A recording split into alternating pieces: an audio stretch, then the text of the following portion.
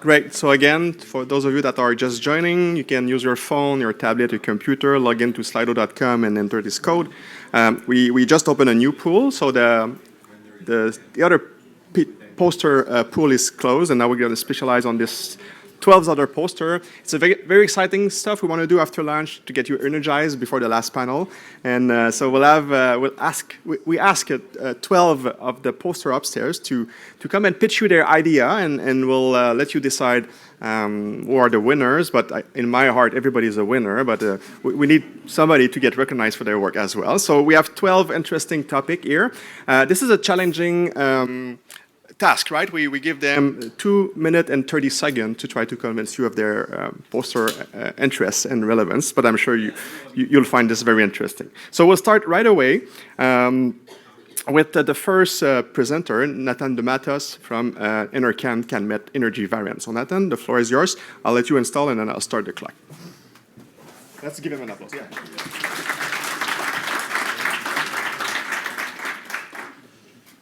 All right. Okay, so my name is Nathan D'Amatos. I'm with CanMet Energy Varennes, and I'm presenting our poster on representative day selection in capacity expansion models. So if there's one key takeaway that you get from my presentation, it's that you have all been doing representative day selection wrong, completely wrong. And I know that's a bold statement to make, but I'll try to justify it in the next 2 minutes. So I'm not saying that you're using the wrong method or algorithm or even the wrong number of days, but I think the uncertainty associated with representative days is poorly communicated in results and in model development itself. So our work, we aim to understand what the uncertainty actually was when you're selecting different representative days with different methods and different numbers of days.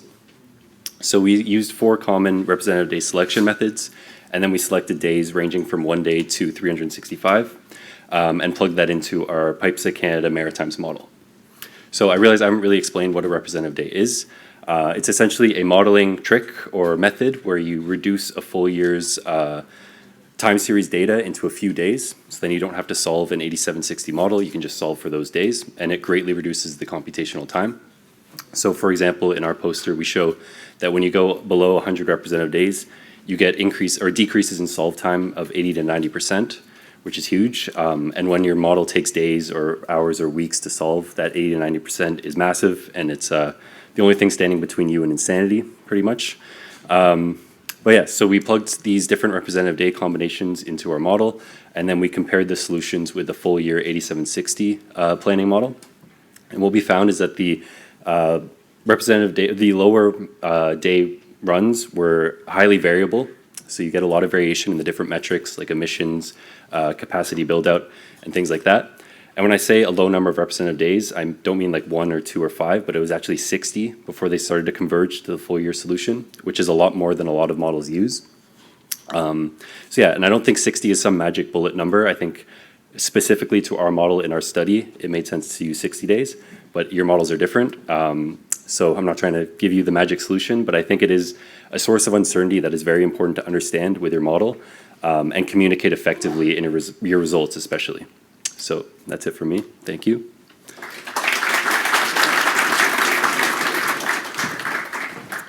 Well done. Thank you, Nathan, for breaking the ice. So we'll continue right away with our next pitch. So Tiago Augusto Rodriguez from University of Toronto. Tiago.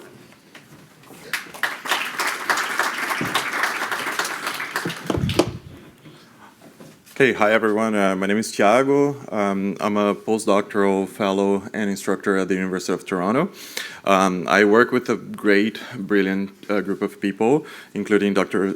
Daniel Posen and Sylvia Sleet. They're here today. And we are presenting our poster here on the work we've done with geospatial optimization of renewable gasoline supply chains using the TIMOA framework. Modeling the deployment of emerging technology can be very challenging, as you can notice for the white hair invading my face. And this is especially true when we try to capture aspects such as geography, scale, and costs, and see how they interact. So in this project, we developed a toy model to explore how a renewable gasoline supply chain could be optimally deployed across Canada. The objective of the model we created is basically find the least cost path to deploy the entire supply chain to build and produce renewable gasoline for the demands of Canada. That includes deploying wind generation for clean electricity, but also capturing CO2, producing hydrogen and methanol, and then converting that and synthesizing in gasoline. And, it's particularly important, distributing everything across Canada. What is different about our project so far is we managed to implement a very non-linear problem of economies of scale into a linear platform and a linear optimization tool using endogenous technological learning. Right now, we're still in the toy model phase, but the results we get, they are consistent with what we would expect. So we have a concentration close to the demand. So we're deploying a lot of resources close to the demand. And then we use transmission and pipeline to go forward.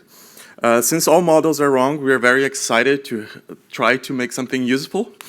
And hopefully you guys can chat more. Thank you.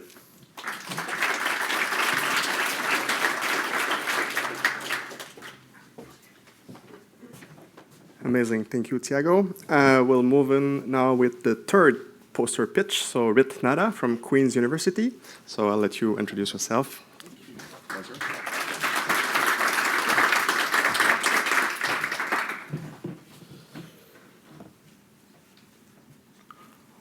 Alrighty, good afternoon. I'm Rit Nanda from Queen's University. I am modelling renewable energy supply to meet local demand in southeastern Ontario. If you're wondering why southeastern Ontario, when I came here to Canada, didn't have a license or a car, so, anything near to the university was all that I got. But it's a good mix of rural, urban, semi-urban kind of areas. So, using GIS tools, we're mapping attributes for wind and solar. And we are adding real-time variation through weather data from the Kingston Station, as an example, from 2017 to 2023. So some days had, like cloud cover, no wind, below cut in, above cut out, so zero. But some days, like Christmas Eve 2022, there was a huge surge. Those of you who were here might remember it. I was at Casalomo in Toronto that day. They cancelled my ticket because it was so bad out. Imagine the surprise when a brown man just randomly turned up when they were closed. So it is, so all that data shows up, and what we are doing is we are taking demand profiles and taking their variation as well, and seeing what is the base load that would be needed, with daily, seasonal peak and population projections, electrification scenarios, and per capita consumption. If we're projecting to 2050, do we require a base load? And based on scenarios, yes, we do sometimes. Based on median and maximum, yes, we have enough to fill that storage. But the next step would be to basically run a life cycle assessments and costing to see whether that is what we should be doing. Should we be focusing on storage? Should we be focusing on nuclear? Or should we be doing something else, just being what it is right now? So that is what I hope to do next in modeling. But the point of models is not to just write another peer-reviewed paper and come to conferences. It's to bring options to the community, I hope. And that's what I want to do, that they can have an evidence-based choice that they can take. And I'm hopeful for that. I know we talked about hope a little while ago, and I'll finish with that. People say there's no hope. And let me tell you, as an immigrant to this country, I mean, if you don't have hope in Canada, what the heck are you doing? Get a grip. Keep modelling. And happy to chat. Thank you.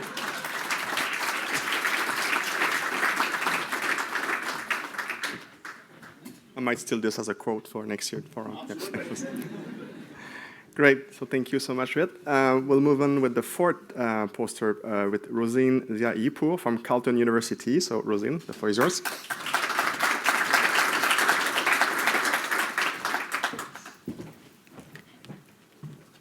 Okay, hello. Imagine it's 2050 and Canada has hit its net zero deadlines. We have electrified almost everything, upgraded our appliances, and even convinced people to stop idling in drive-thrus. Yet, sectors like steel, cement, and aviation cannot be fully decarbonized. So, what is the solution? What is Plan B? Well, direct air capture, or simply called DAC, giant vacuum cleaners pulling CO2 out of the sky. So on paper, DAC is humanity's silver bullet. And most of the literature only focus on estimating how much CO2 should be removed by DAC to meet net zero targets, with projections ranging from tens to hundreds megatons annually. So, however, nobody has asked a few basic though more important questions. Where should these huge facilities go? Who's going to pay the energy bill? And what hidden costs are we ignoring if we treat DAC siting only and purely as a technical exercise? So that's where our work comes in. We have provided the first Canadian DAC siting analysis, combining 19 technical, environmental, economic, and political criteria. And even we did something new. We have evaluated not just the financial cost of removal, but also the environmental cost of removal, which includes the health damages caused by electricity generation for DAC operation. So our results show that some of the cheapest sites are actually the ones with the highest health damages. And that's because those regions rely heavily on carbon-intensive grids. So by considering the financial cost alone, we might risk solving climate change by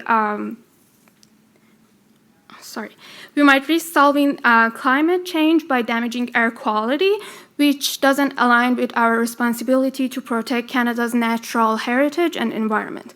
And also, we know DAC only works if we got the right distribution. So for an optimal network of DAC, we might need three things to align. First, ready and clean access to energy, access to transport and storage of CO2, and ready communities and regulators. So we have provided the first Canadian atlas showing where that could go, where it shouldn't, and how Canada can avoid making new problems in the process of solving the old ones. Thank you.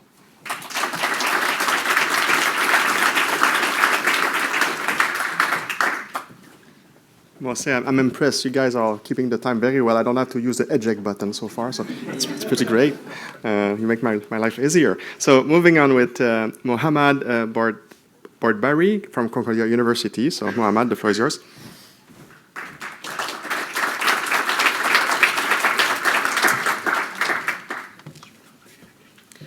Bonjour tout le monde. Hi everyone. My name is Mohammad Javad Bordbari. I am PhD candidate at Concordia University. I focus on developing intelligent, reliable, and resilient power systems. Remote communities often face line power outage because they rely on a just single line and diesel generators for backup. These outages disrupt daily life, increase costs, and make it difficult to integrate their renewable energy resources. So to better support these communities, we need electrical systems that can adapt automatically, stay stable when isolated, and make a smarter use of sustainable energy resources. My work introduces an AI-based agent that can rebuild a disconnected distribution system in real time. Instead of following fixed rules, we just learn the agent from experiences and quickly identifies the best switching actions to create stable, self-sustained, and networked microgrids. What makes this approach different is that it explicitly considers islanded operation and dynamic stability of the grid, two factors which are so important for grid performance, but often they are overlooked. We tested the method with standard islanded IEEE networks models when the system becomes disconnected from the upstream grid, so the AI evaluates the situation and selects the optimal configuration within just milliseconds. So after reconfiguration, the network maintains a stable voltage and frequency, allowing it to operate safely and even integrate more renewable energy without any diesel generators. This work shows how AI-driven automation can help remote communities, can make them more reliable. So It can help remote communities become more reliable, resilient, and also more sustainable, less dependent on the diesel generators. So it's time to go forward for the smart systems without any diesel generators.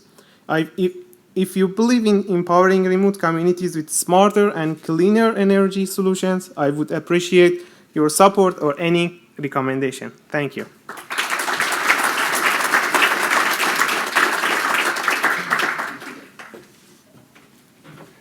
Amazing. You guys are doing great. And actually, I had planned some contingency. I don't know what I'm going to be able to do because we have a special announcement at 2. So maybe somebody get prepared to do a dance or a song for the last 5-6 minutes. And you get extra point if you do that, right? So moving on with Tanya Shah from EHRC. Tanya, the floor is yours.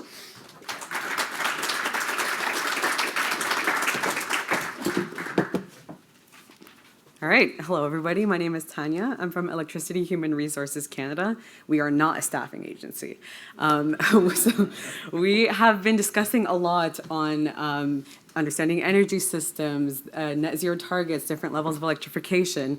And one thing that I'd like to spend a bit of time on is labor. So Canada's labor force has been undergoing this period of transformation. You have the aging population, the continued retirement of the baby boom, and now with this reversal in immigration policies, everything points to a continued reduction in labor supply. And of course, it's going to affect all sectors of the economy, and the electricity sector is not isolated from these effects either. And that's something that the sector is going to have to contend with as it starts staffing all these major projects that seem to be happening everywhere and all at once.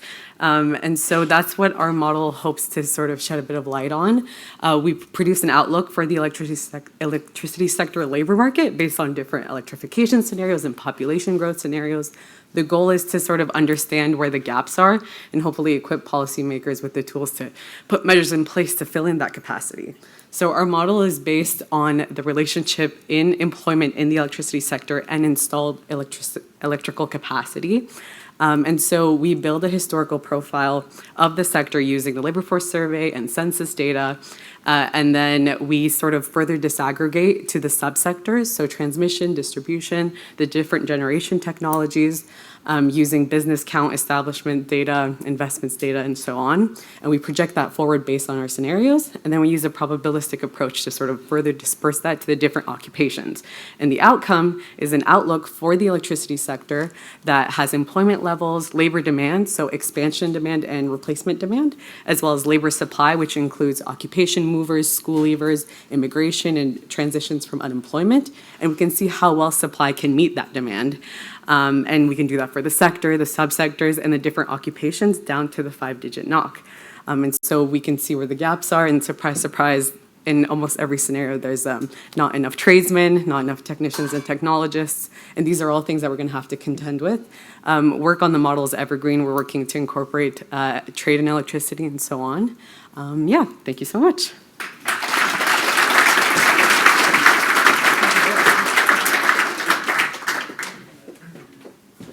Amazing.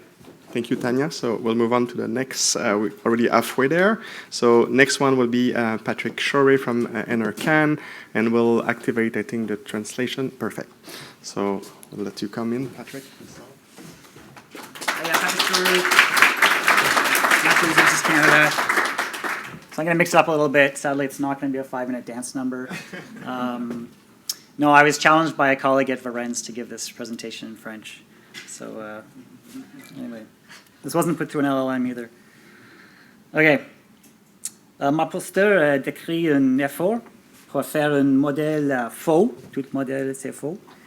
Mais peut-être plus bénéfique de hydro en cascade pour utiliser dans les modèles des systèmes énergétiques. Simplement, hydro en cascade, c'est juste un réseau de stations hydroélectriques sur une rivière. Donc, le débit de la station en bas est une fonction de la débit de la station en haut. Aussi, si vous avez les réservoirs présents, alors l'énergie qui est disponible aux opérateurs maintenant, c'est interne de le modèle et pas extérieur comme solaire ou le vent. Aussi, parce que la station est séparée par peut-être 100 ou 200 km, le débit entre les stations se retarde par 1 heure de quelques jours. Finalement, notre contribution intéressante pour les modélistes, nous avons collecté des paramètres pour décrire la majorité des grands réservoirs dans le Québec, peut-être 40 réservoirs. Et aussi, nous avons calculé les temps pour les débits arrivés aux la prochaine station pour toute la province. Et avec toutes les sources publiques. Merci, thank you.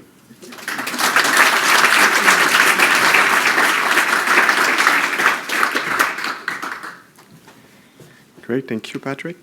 Perfect. We're back to the screen. So you can cut the translation now. I'm trying to make up for time, right? So to give me some time. Yeah, thank you. So amazing. So moving on with poster number 8, Homid Kajidehi from University of Calgary. So Homid, the floor is yours.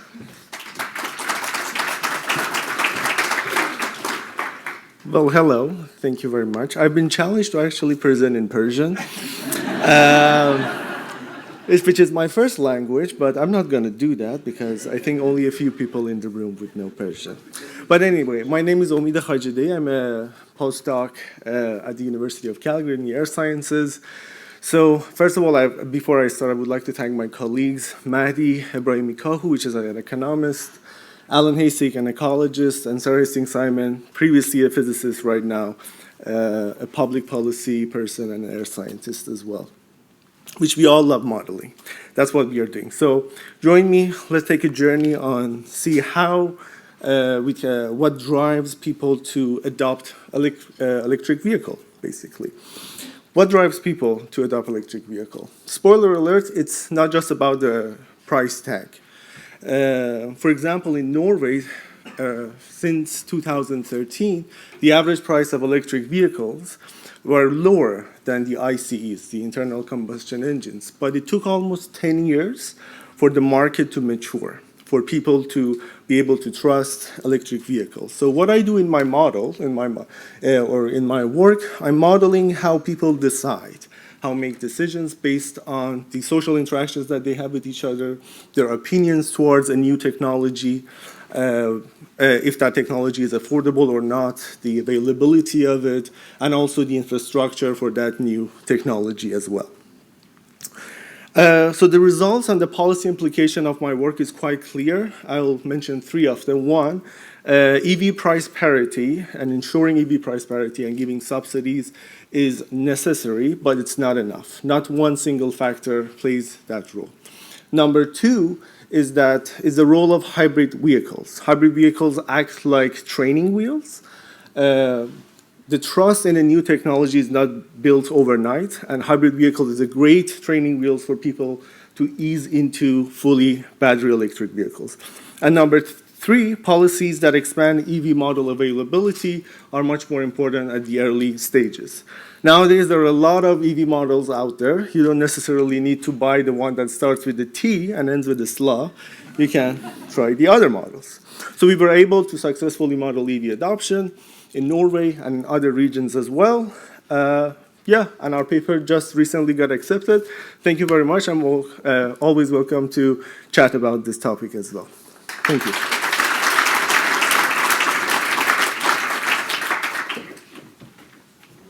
Amazing, thanks, Hamid. So moving on with poster number 9, so that will be Narj Sifid from Simon Fraser University. So Narj, the floor is yours.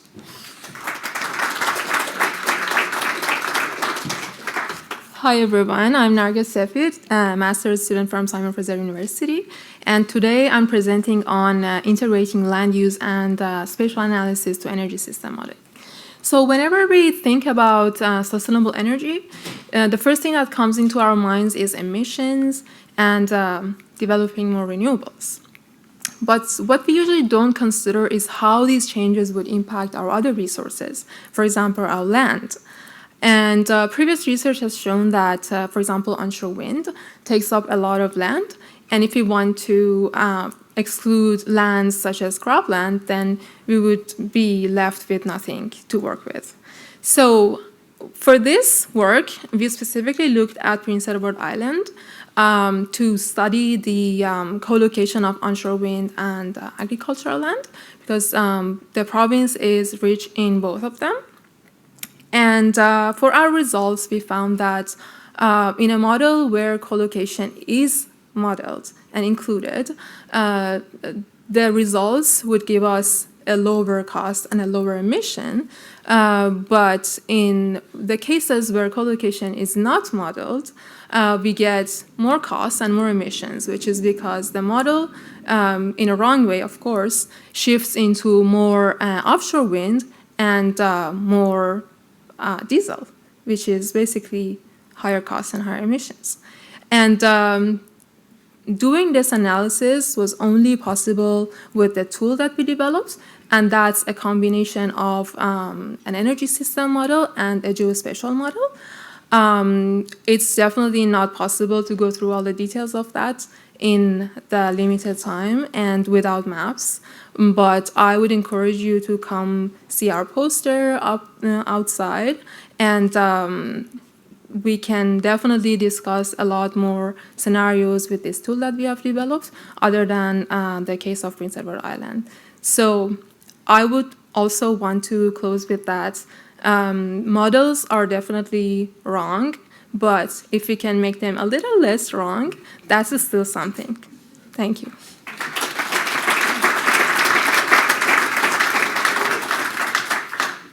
Thank you, Narj. Amazing. Let's move on with poster number 10 already. So Laura Jaramillo from Carleton University. Laura?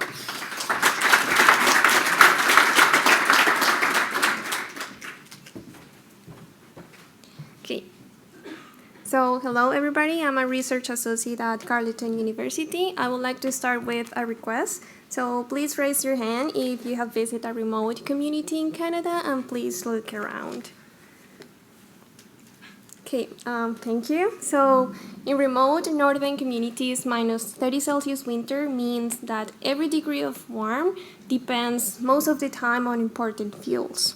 So our research shows that a clavic in the Northwest Territories of Canada could reduce 70% of diesel consumption and still stay warm. Every big change starts at a small scale. Diesel is expensive to import, pollutes the environment, and these communities still rely on this type of fuel for electricity and heating. In our study, we integrate both demand. For energy planning, we use cold climate heat pumps. So cold climate heat pumps is key. They can run year-round with supplemental power that can be supported with renewable energy, and they do not require imported fuel. This approach shows how communities could electrify heating without simply shifting emissions from one sector to another.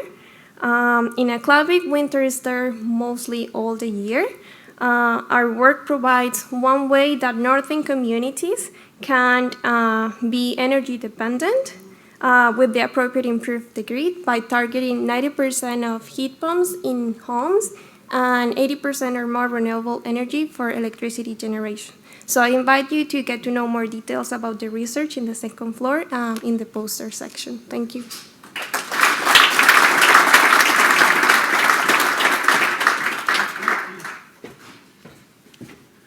Amazing. Thank you, Laura.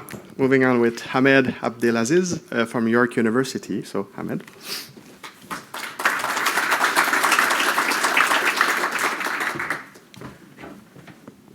Thank you, everyone. I believe I'm the only person who took this down a little bit. My name is Ahmed Abdelaziz. I'm a PhD candidate. Today, I will present convex modeling of integrated energy hubs in the presence of market regulation. As you have seen in the last couple of sessions, demand response is very important in order to avoid expansion and to avoid pressure or reduce pressure on the grid. However, for facilities to be integrated in demand response, they need to have a contract base. And this contract means that you need to promise for a certain capacity and you need to meet that capacity. But what if you overestimate your capacity? In this case, you will have a lot of charge. Instead of having cost saving, now you have a penalties. This will reduce your cost saving. And also maybe you will prevent another loads or participant from participating because now they are afraid.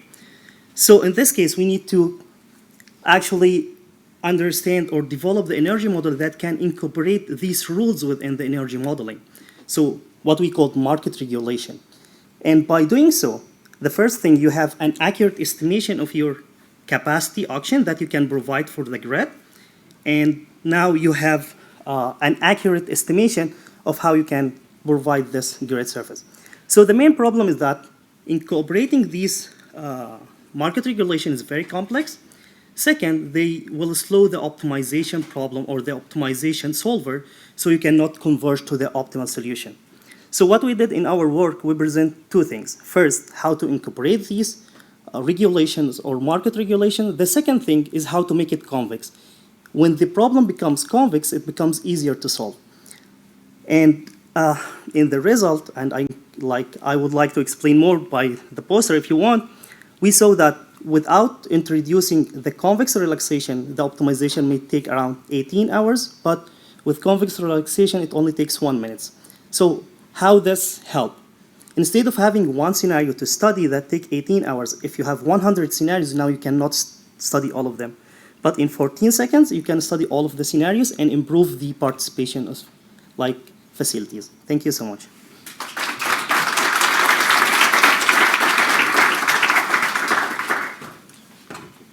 Great. So I hope you have 5 minutes of stuff to share, Peter. No. I heard the last guy gets all the time. No, that's not true. So all good. So last but not least, Peter Massey from Cascade Institute. Come on down, Peter.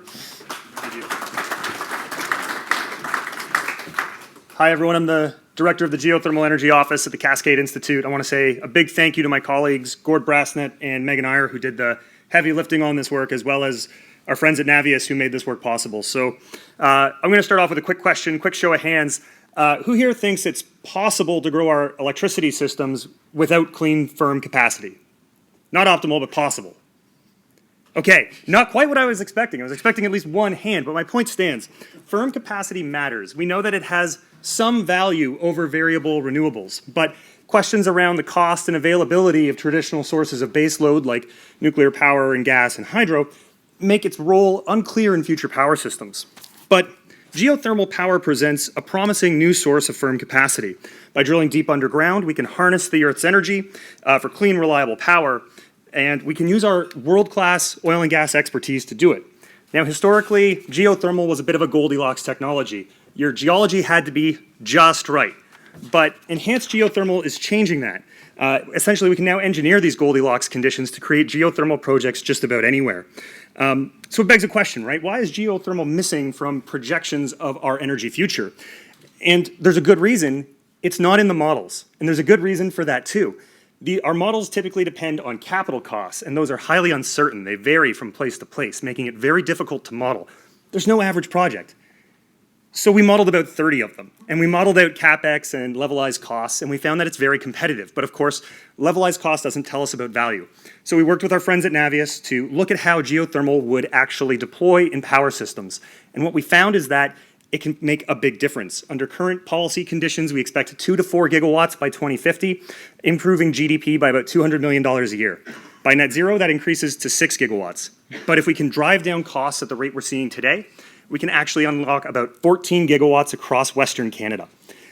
What that does is it actually drives down overall electricity system prices and can expand GDP by about $4 billion a year, all while driving down our emissions. So, unfortunately, we don't actually produce any geothermal power in Canada today, but there's the opportunity to use our world-class oil and gas expertise to drill for clean power, growing our electricity system, and reducing our emissions and costs. The benefits are clear, and the time to act is now. Thank you.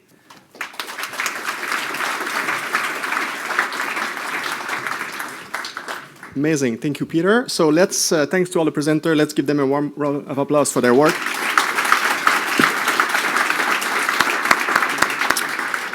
So we'll let the Slido pooling open until 3 p.m. and we'll deliver the award later at the end of the day after the last panel. So please be sure that you cast your vote, of course. So now I'm now honored to introduce a special guest. So Parliamentary Secretary to the Minister of International Trade and to the Secretary of State, Yassir Naqvi, who is joining us for a special announcement.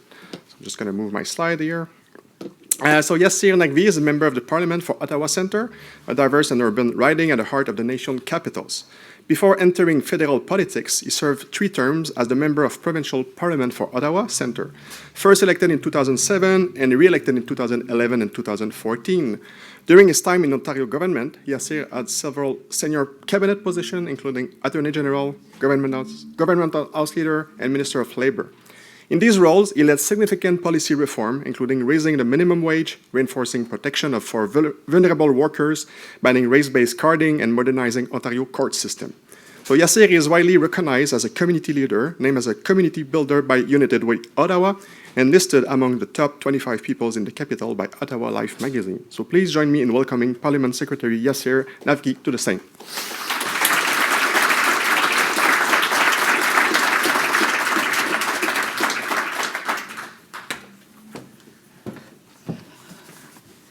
Well, good afternoon, everyone. Thank you very much, Edward, for that very kind introduction. And it's great to be back at Carleton University. I want to give a big shout out and thank you to Dr. Wisdom Terry, who's the President and Vice Chancellor of Carleton University. Wisdom, thank you for your hard work and your friendship. It's a great honor for me to serve the community of Ottawa Centre. Carleton University is a very important part of it. I just live down the street, so it's very much part of my daily life as well. And it's a great pleasure for me to join all of you at the Energy Modeling Hub's annual forum, an event that brings together some of the brightest minds advancing Canada's clean energy transition right here in our wonderful capital city. It's always a thrill to join some really smart scientists. I only know the science of politics, so it's always good to be with people who are making contributions in so many other ways. Thank you to the Energy Modeling Hub for your leadership in strengthening collaboration, enhancing transparency, and elevating the vital role of modeling in shaping Canada's energy future. As many of you are well aware, energy systems modeling is more than a technical exercise. It is the backbone of climate and energy policy development in our country and perhaps globally. Vos modèles nous donnent les cadres quantitatifs qui nous aident à tracer des voies plus réalistes vers la sécurité énergétique. Ils permettent au gouvernement, à l'industrie et au public d'explorer les rôles et les impacts potentiel des différentes technologies, de comprendre les coûts et les opportunités et de prendre des décisions informées sur la manière dont nous alimentons nos forêts, nos industries et notre économie. And they also help inform broader public conversation, one grounded in not in speculation, but in evidence, a conversation about how we can best leverage Canada's breadth of natural resources, our existing infrastructure, and the emerging opportunities that lie ahead. And for us, policy makers who get to make important policy decisions to enable the kind of things you do, this information is extremely helpful. So we're not making decisions based on ideology, but actually on science and evidence that you develop. And that is why today, here among the experts whose work continues to guide our national progress, I'm pleased to announce 5 new important federal investments. The first investment, which will directly support the Energy Modeling Hub, is made possible by Natural Resources Canada's Smart Renewables and Electrification Pathways program.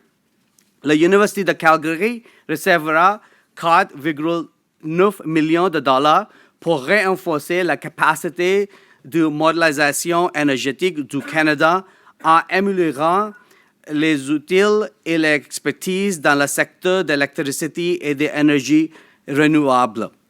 I'm pleased to announce another 4 projects that have been selected to receive a total of more than $2 million in funding through the Energy Innovation Program's first National Energy Systems Modeling Call for Proposals. The University of Alberta was selected to develop a fully open source global change assessment model for Canada. This model is an integrated assessment model and a prominent type of modeling tool used, for example, by the Intergovernmental Panel on Climate Change in developing emissions trajectories. Simon Fraser University was selected for their fully open source energy economy simulation model to specifically examine the competitiveness of Canadian industry by zero emission, low to high temperature heat can be produced at a cost that maintains economic viability. The Electric Power Research Institute also was selected to update the Canadian regional economy greenhouse gas and energy model and will focus on how the production of low carbon fuels, including hydrogen, bioenergy, and synthetic fuels, will affect the electricity sector. Finally, ESMI Consultants, or ESMIA, I don't know how you pronounce it, was selected to support an energy system modeling exercise analyzing the optimal mix of industrial decarbonization technologies across various sectors in Canada.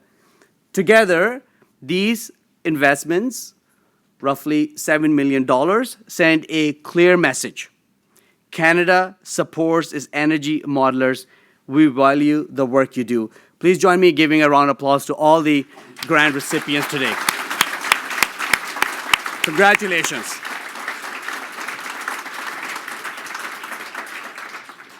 Nous reconnaissons qu'alors que nos systèmes énergétiques évoluent plus rapidement que jamais, vos idées sont essentielles pour libérer tout le potentiel des travailleurs, des entreprises, des technologies et des ressources naturelles que nous avons à travers le pays. As we look ahead, the task before us is both demanding and exciting. Achieving our climate commitments will require clear analysis, rigorous modeling, and sustained collaboration. But with the depth of expertise in this room and across Canada, we have every confidence that as a country we are on the right path. So thank you to the Energy Modeling Hub, to all the project's teams, and to every modeler, researcher, and partner here today. Your work is informing smarter decisions, strengthening Canada's competitiveness, and building a cleaner, more prosperous energy future for generations to come. Thank you for giving me the opportunity to come and share the good news with you. Wish you a really good rest of the forum and even a better weekend, and best of the holidays to everyone. Thank you very much. Merci beaucoup.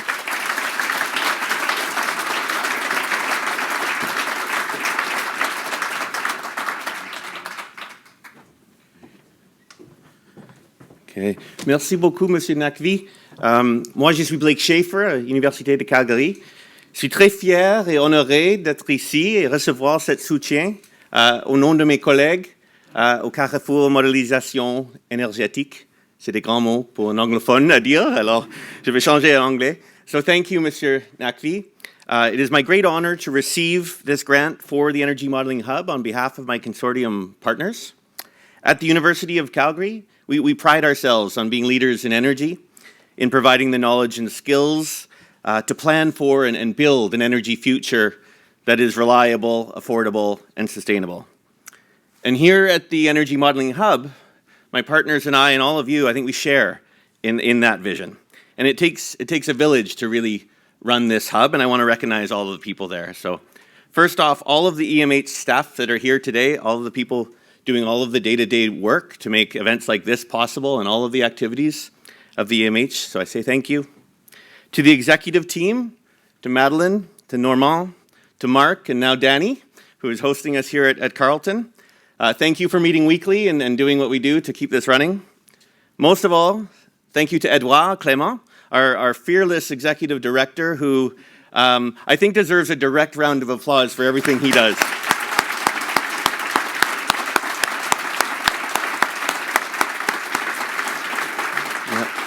But most of all, I know even Edouard would say this, he wouldn't want to be recognized as an individual because the EMH is not an individual entity. It is a hub for a reason. It is this community. It's the dozens of modeling entities, modeling groups that were here poring over multi-comparison models 2 days ago. It's the hundreds of you. It's all of you who have the same passion for building an energy future, for developing modeling capability that befits a country like ours. So thank you for being here. So on behalf of UCalgary, on behalf of Edouard, Madeleine, Normand, Mark, and Daniel, We thank the Government of Canada for the trust you have placed in us and the support that this grant provides. So thank you very much.